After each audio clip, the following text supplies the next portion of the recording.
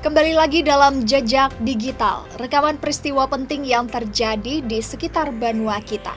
Hari ini, Senin 25 Mei 2026, diawali dengan kabar duka akibat aksi balap liar di Banjarmasin. Kita juga akan menyimak jejak peringatan tragedi Jumat Kelabu, serta lonjakan animo masyarakat terhadap film dokumenter Pesta Babi. Tak lupa ada peluncuran program Gizi dari Lanut Syamsuddinor hingga suksesnya Festival Budaya Isen Mulang di Palangkaraya. Bersama saya Priscilla Nikola, inilah Jejak Digital selengkapnya.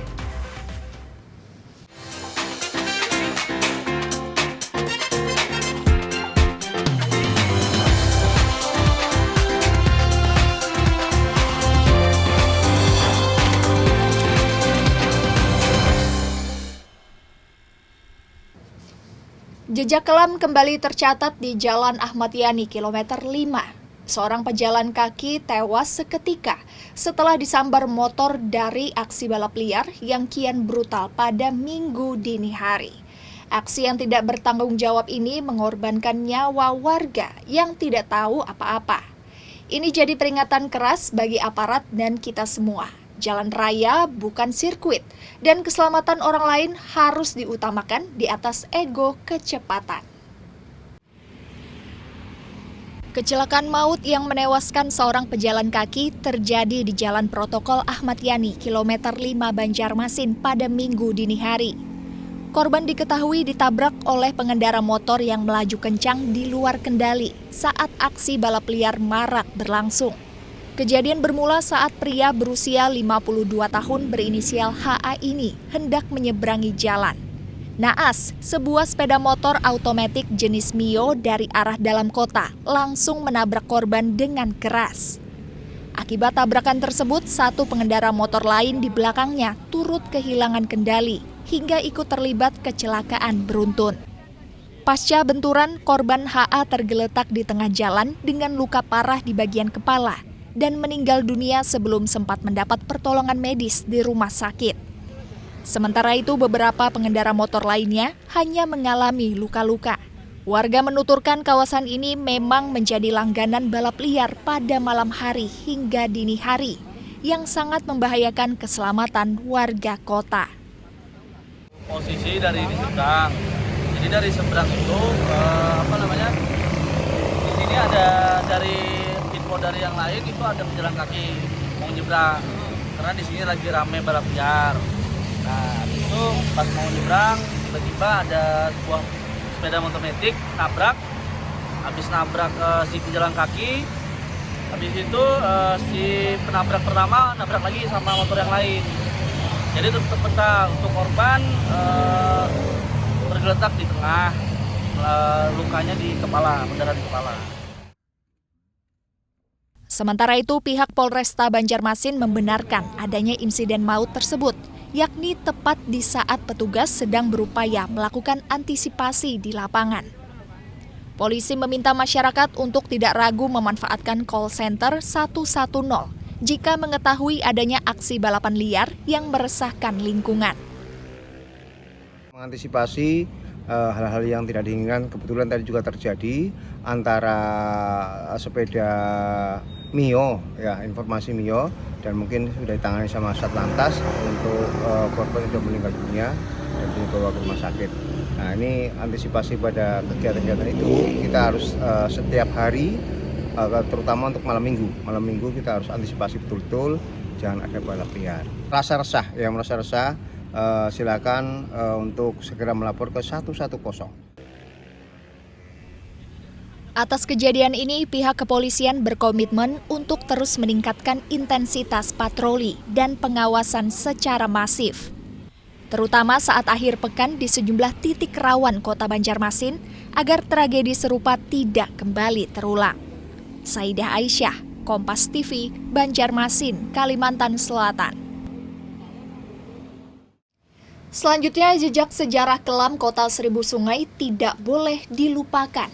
Puluhan mahasiswa dari Aliansi Menolak Lupa menggelar aksi damai di kawasan Jalan Lambung Mangkurat pada Sabtu petang.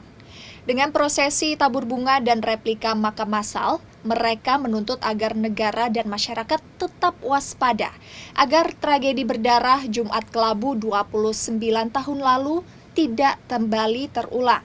Mengingat masa lalu adalah cara kita menghargai korban dan menjaga masa depan Banua agar tetap damai. Nilai kemanusiaan dan catatan sejarah kelam Kota Banjarmasin kembali disuarakan.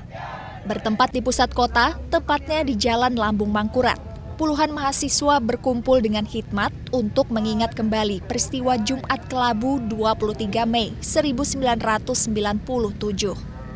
Dalam aksi damai ini, satu persatu mahasiswa bergantian melakukan aksi simbolik tabur bunga di atas kain yang dibentangkan, menyerupai replika makam massal. Hal ini dilakukan sebagai bentuk penghormatan terhadap ratusan korban jiwa yang gugur dalam kerusuhan massal di akhir masa Orde Baru tersebut. Tak hanya sekadar ritual tahunan, peringatan ini membawa pesan kuat acuan moral agar tragedi serupa tidak terjadi lagi di bumi Lambung Mangkurat. Karena ini adalah tragedi kelam yang memang menjadi sejarah juga, catatan buruk bagi Indonesia, wabil positif di Kalimantan Selatan. Harapan kita untuk kedepannya, ketika ada pemilu-pemilu untuk kedepannya, jangan sampai hal demikian terulang kembali. Selain replika makam, masa aksi juga membentangkan sejumlah papan nisan bertuliskan pemakaman massal, serta berbagai poster berisi kritik sosial terhadap kondisi politik dan represi yang dinilai menjadi pemicu utama meletusnya tragedi pada 29 tahun silam. Agar penyampaian aspirasi berjalan tertib dan tidak mengganggu arus lalu lintas, pihak kepolisian menyiagakan sebanyak 200 personel gabungan di sekitar lokasi untuk menjaga kondisivitas jalannya aksi.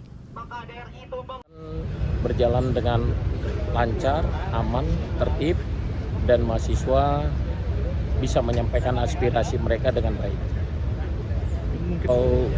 Kita sebagai petugas akan tetap melayani masyarakat di pengamanan pada saat pejuang-pejuang aspirasi menyampaikan aspirasinya.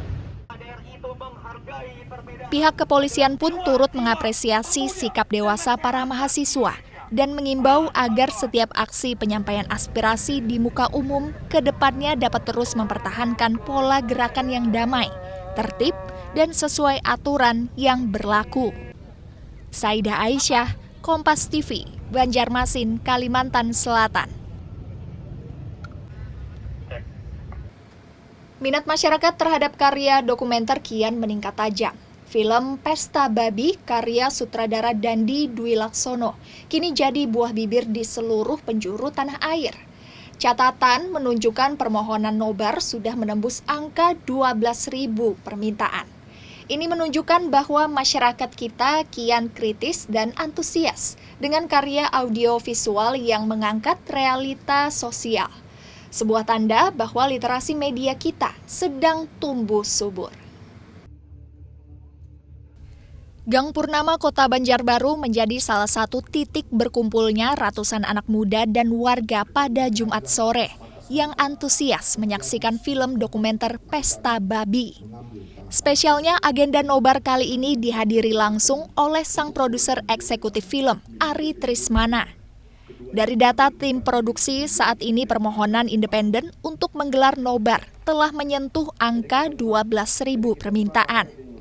Namun baru sekitar 1.700 titik nobar yang terkonfirmasi dan sudah terlaksana.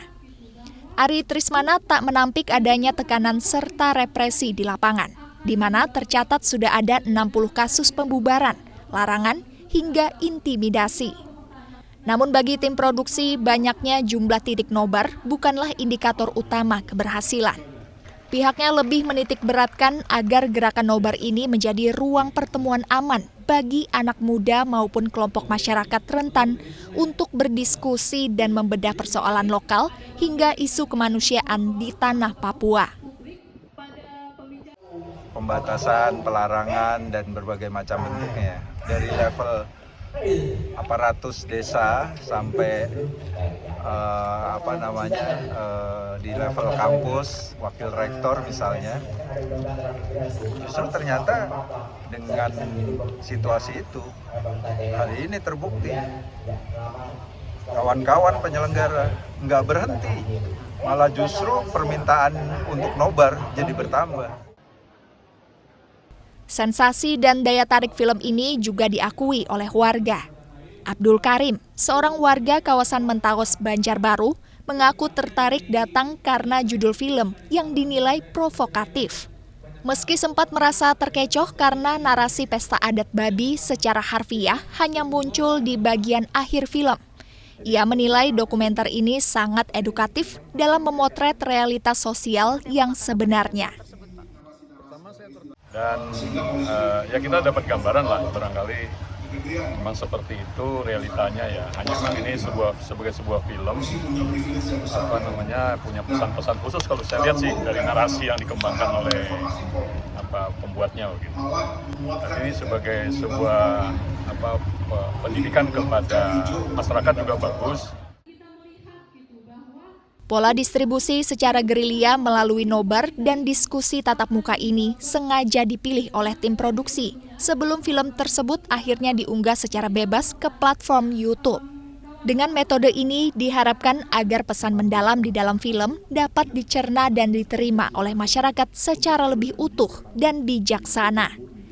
Nabila Cheva, Kompas TV, Banjarbaru, Kalimantan Selatan.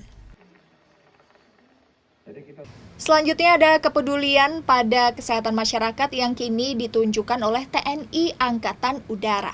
Lanut Syamsudinor resmi mengoperasikan Satuan Pelayanan Program Gizi atau SPPG pertama di wilayahnya. Langkah ini diharapkan mampu memberikan dampak nyata, mengingat pemenuhan gizi adalah fondasi utama dalam membentuk generasi yang kuat dan cerdas. Satuan Pelayanan Program Gizi atau SPPG pertama milik Lanut Syamsudinor resmi dioperasikan di Kecamatan Kurau, Kabupaten Tanah Laut. Proses penyaluran gizi sehat kini dilakukan secara bertahap, mulai dari 1.000 peserta pada tahap awal hingga kini telah mencapai lebih dari 2.000 penerima manfaat. Jumlah ini dipastikan akan terus ditingkatkan seiring dengan kebutuhan masyarakat dan peningkatan kapasitas SPPG Maluka Baulin. Guna memperluas cakupan program, pihak Lanut Syamsudinor kini juga tengah mempersiapkan pembangunan SPPG kedua yang direncanakan berlokasi di kawasan Landasan Ulin, Kota Banjarbaru. Baik, hari ini hari pertama kita untuk B3, ibu hamil, anak-anak balita. Semoga manfaat ini tidak hanya anak sekolah, tapi masyarakat generasi muda sejak dini.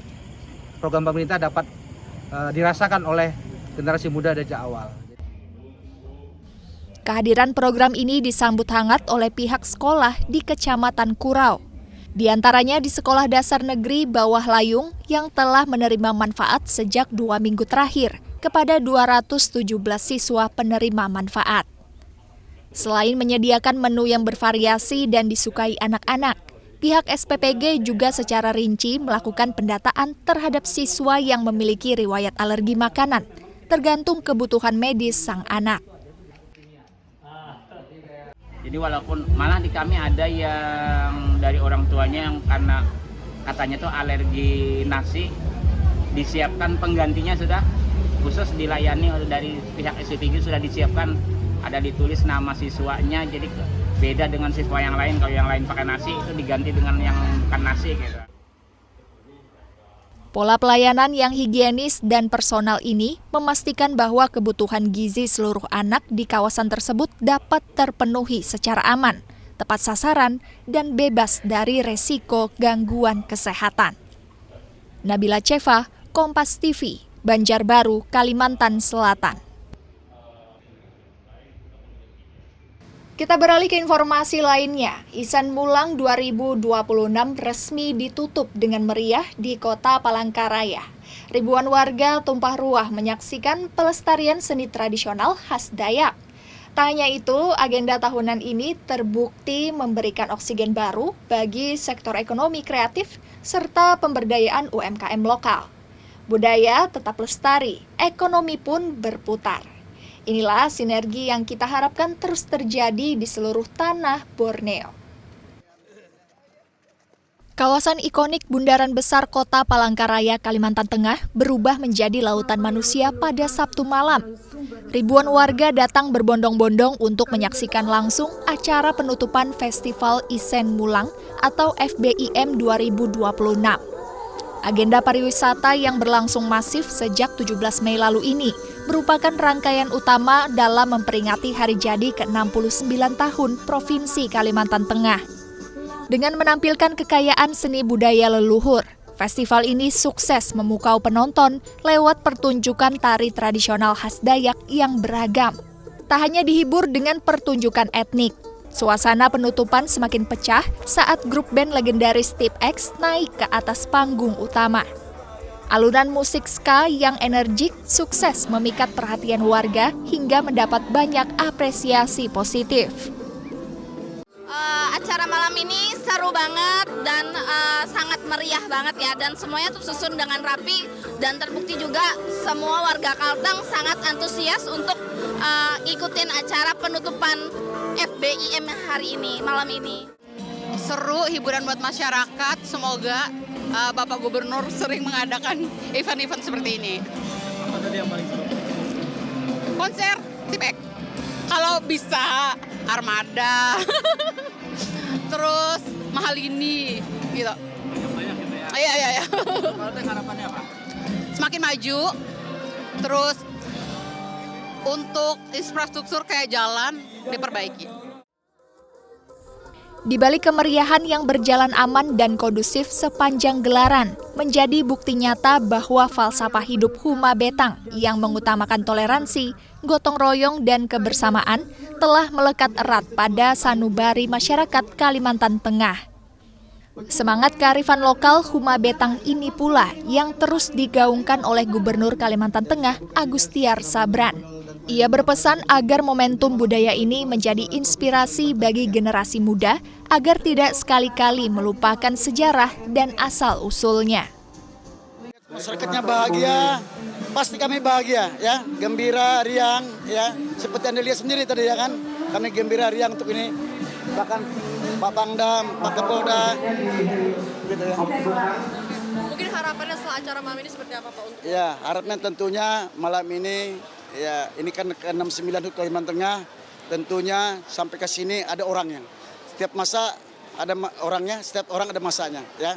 Tentunya kami mengajarkan kepada anak-anak muda hal begini menjadi inspirasi ya. Jangan sekali-kali merupakan sejarah. Ini bilang Pak Gubernur Bung Karno ya, jas merah jangan sekali merupakan sejarah ya.